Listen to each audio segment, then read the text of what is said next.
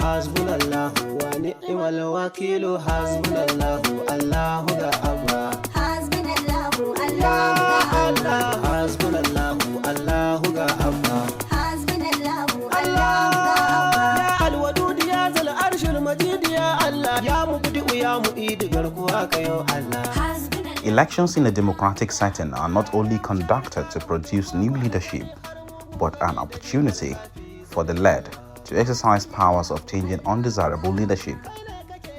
This was the case with Kano State, where people undergone years of deprivation and misrule.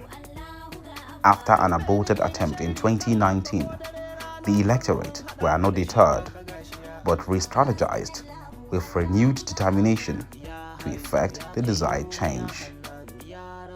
A change for good governance and people-oriented leadership. Collates seen in the tested and trusted NNPP flag bearer and a leading Conquasia member, Abba Kabir Yusuf. Majority of the votes cast, therefore, were in his favor.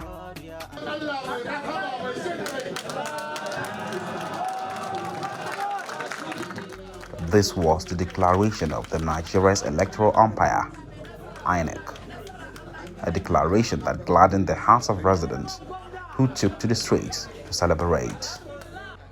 Celebration of restored hope for people-oriented leadership.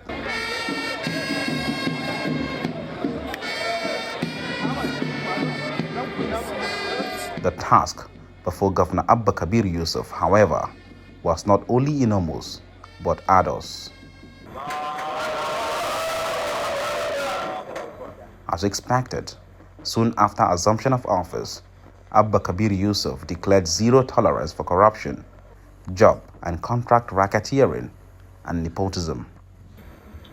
Let me seize this opportunity to thank the good people of the state who stood by us throughout our campaign period, down to the election, and down to today, the 100th day. Let me assure them that we are determined.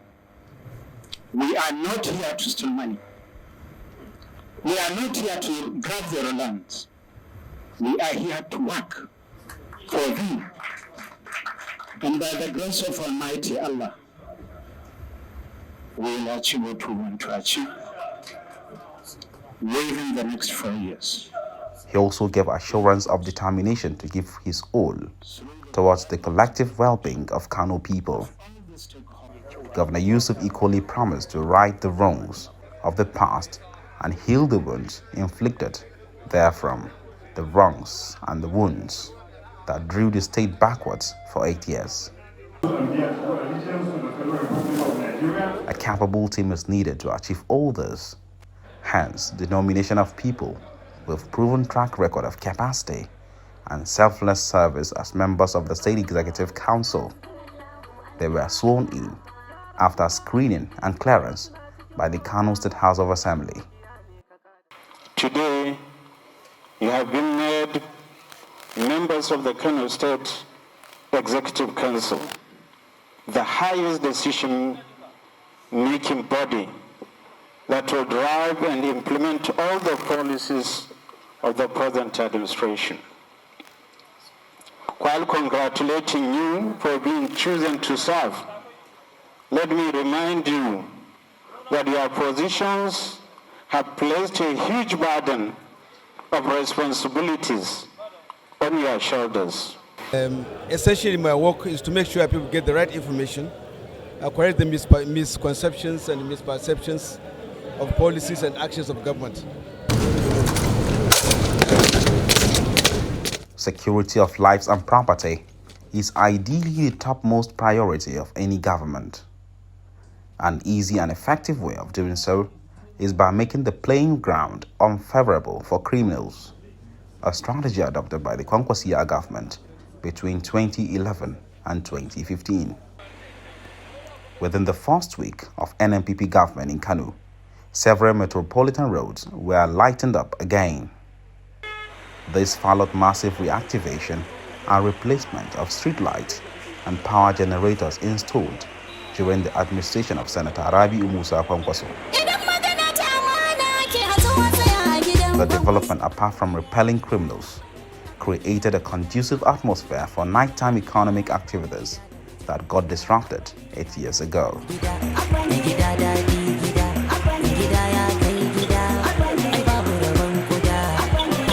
Additionally, Governor Yusuf directed the immediate reopening and reactivation of the 26 Skills and Entrepreneurship Training Institute, closed down by the immediate past administration.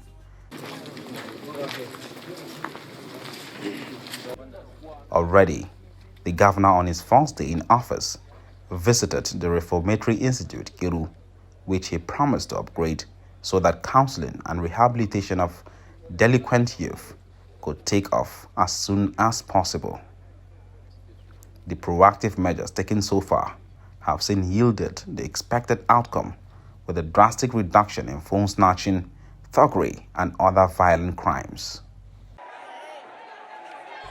Another daunting challenge met at inception was the heaps of refuse that became an eyesore to residents and visitors.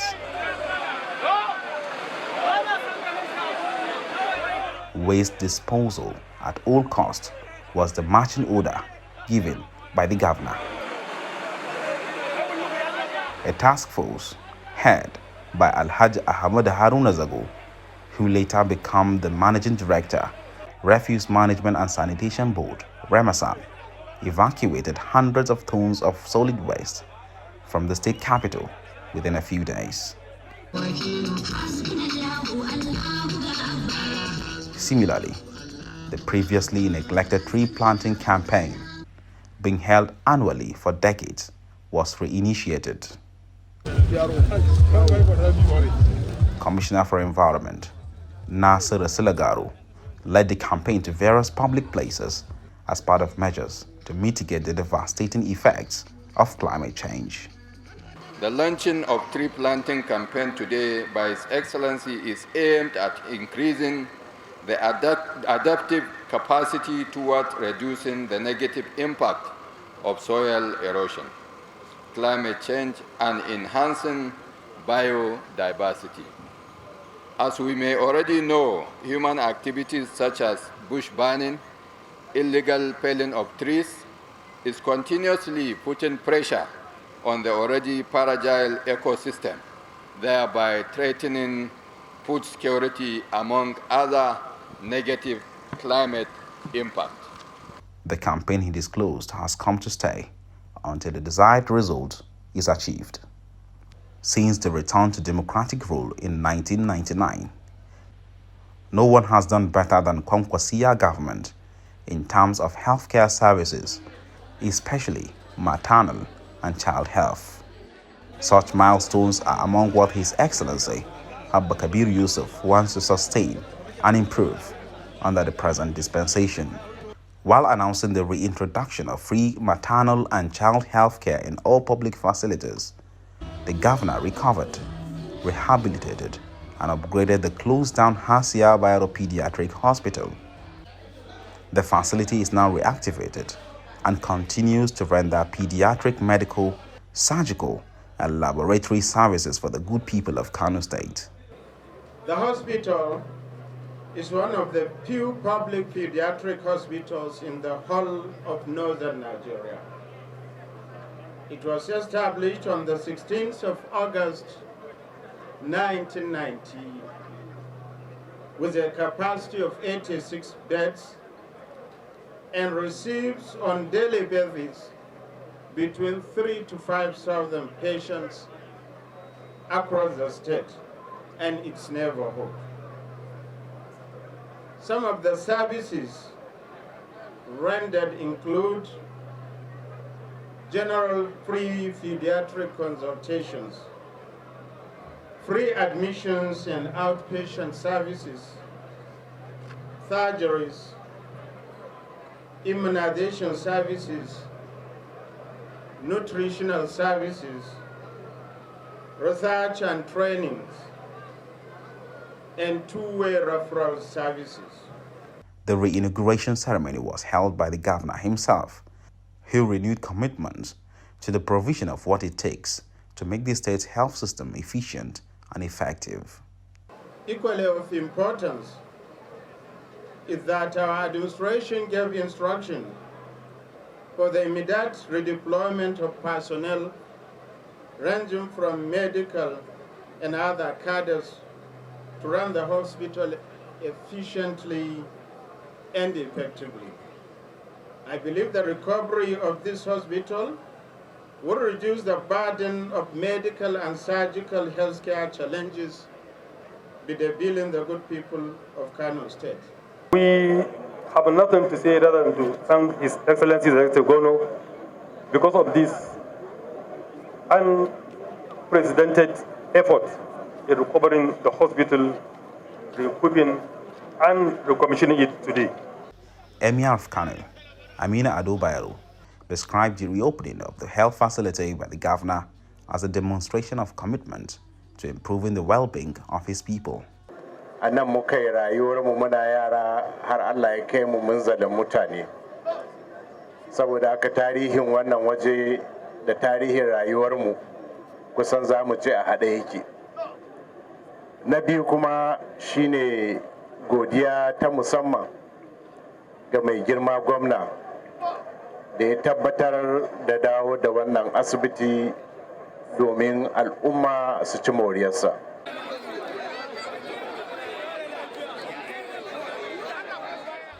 Kabir Yusuf, while serving as Works and Housing Commissioner between 2011 and 2015, turned the entire state to a construction site.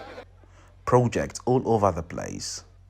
Now as governor, he seems more determined to do much more. When we left in 2015, the previous administration stopped the project for just no cause.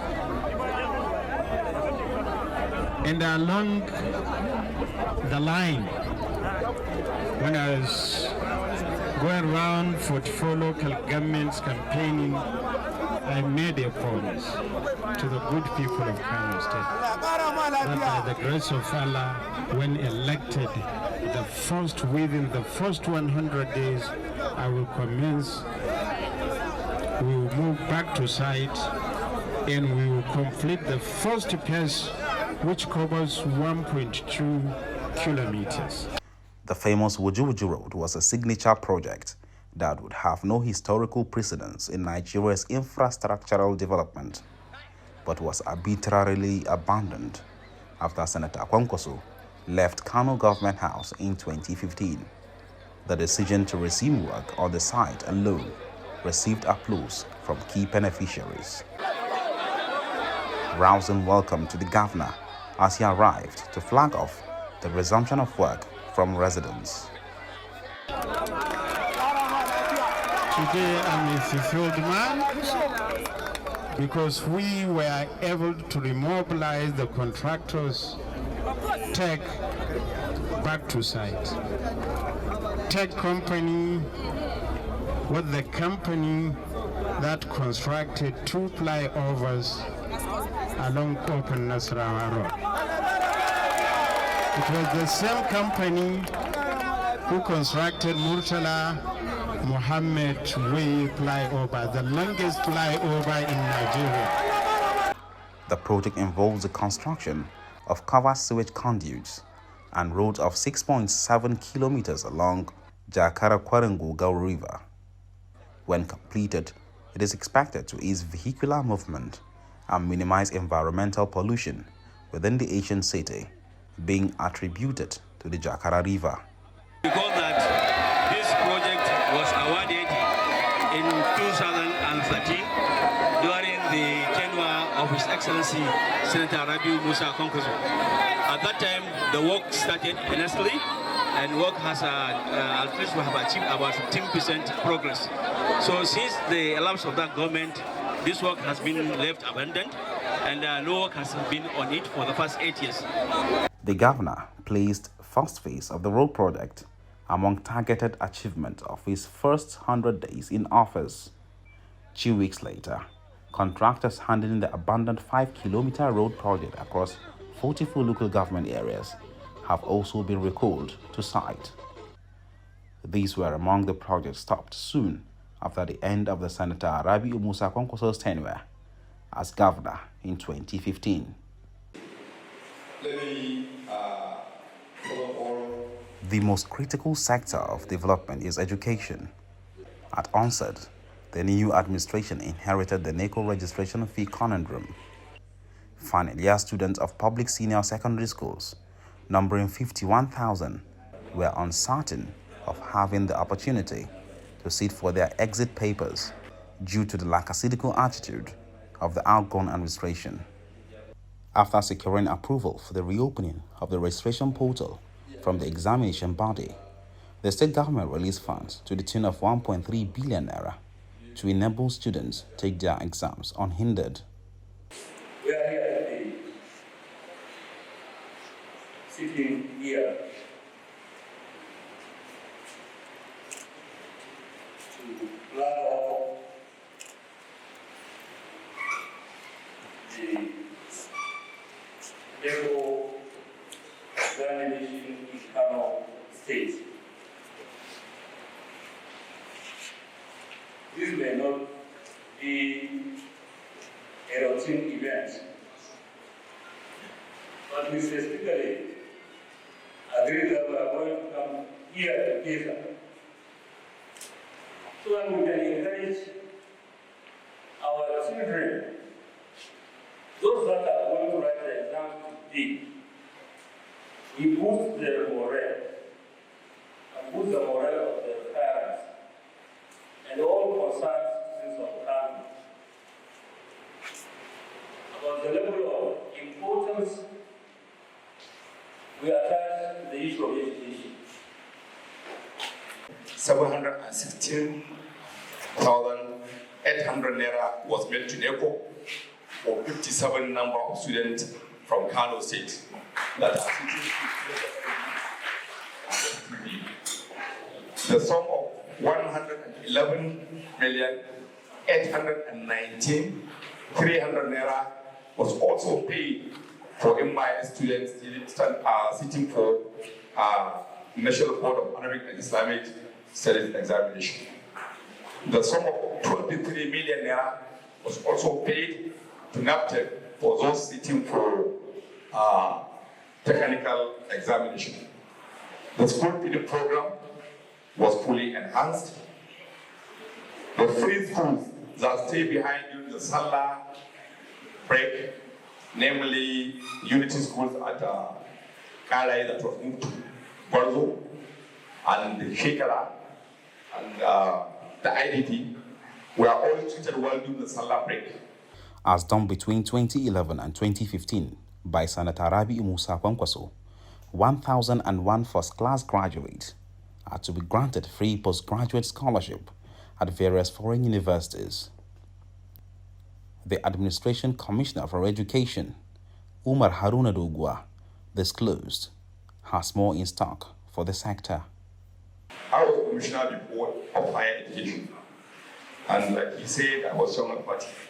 But when I was appointed Commissioner for Education and I came and saw what I saw, I would like behave like a JJC, because it's a very big fund that I don't think I can do it alone. At least with you and all your effort, inshallah, permanent secretary and other stuff, we will surely set the ship to the cost, inshallah. Thank you very much. Ensuring effective development control in accordance with the provision of the original master plan is a task that the administration of Governor Abba Yusuf took upon itself. This is the rationale behind demolition of some structures erected in violation of the city's original design. It was also carried out to retrieve certain public properties, such as schools and places of worship, sold out or allocated to certain individuals. Though unpopular to some, the demolition and rebuilding of structures on the Government House entrance roundabout is based on expert advice. The measure has since addressed the traffic gridlock previously been experienced.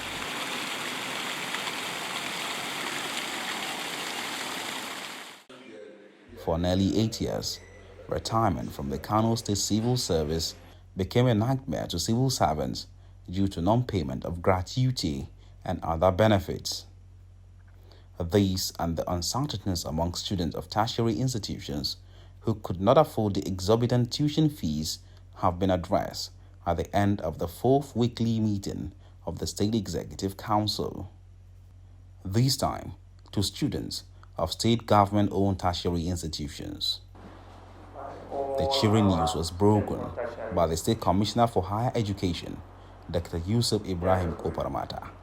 The Kano State government, under the leadership of His Excellency Kabir Yusuf, it is laudable to resolve to alleviate the compounding financial hardships for the good people of the state. Slashes the registration fees for the indigenous students across the state-owned tertiary institutions. The decision was made during the meeting with the head of tertiary institutions, the visitor, and the governor of the state this afternoon in the state capital. His Excellency, the Executive Governor of Kano State, Kabir Yusuf, Abba has issued this period of approval for special 50% of the registration fees for all Kano State indigenes studying at state institutions. To cushion the economic conditions the people have been going through in recent days all over the nation. The decision will further reduce the effect of this current economic adversity on passionate students and their adult parents who might be suffering from the consequences of fuel subsidy removal and the economic hardship, which is making life very difficult for the masses as a result of unimaginable inflation of essential commodities. In the same week, approval for the release of more than 5 billion naira as constituency and other infrastructural development projects was equally granted by the State Executive Council. Additionally, more than 800 million naira was earmarked for mass wedding to be handled by the State Hisbah Board.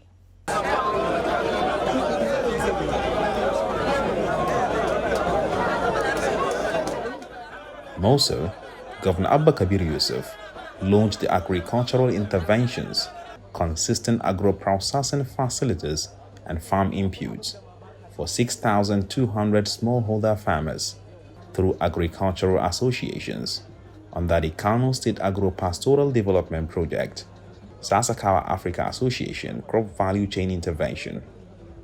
We are supporting about 6,000 smallholder farmers with agricultural inputs and technologies including climate smart pumping machines, power tillers, hammer mills, rice mills, rice hullers, rice threshers, maize threshers, etc., etc. This is with a view to improve agricultural productivity under the KSADP, Sasakawa Africa Association Crops Value Chain Intervention. So what His Excellency is here to unveil today is 160,000 bags of rice and maize as palliatives to the citizens of Kano State. We are starting with 4 local government areas of Dala, Gwale, Kano Municipal, and Dawakin Kudu local government areas. In addition to that, then he will distribute the goats and sheep for the women. The women will be about 2,600 in total, and then other zones will also follow suit.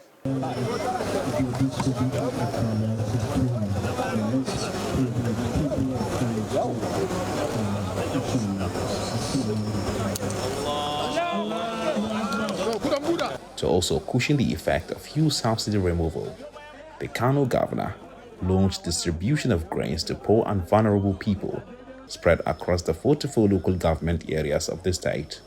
We are deeply concerned about the increasing cost of food items and transportation, or more aptly put, the general suffering of our citizens due to the fuel subsidy removal.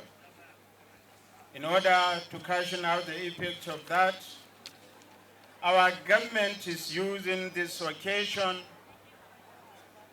to commence the distribution of 297,000 10 kg bags of rice and 160,000 bags 10 kg of meth to the poor and the vulnerable households in all the 44 local government areas of Kano State.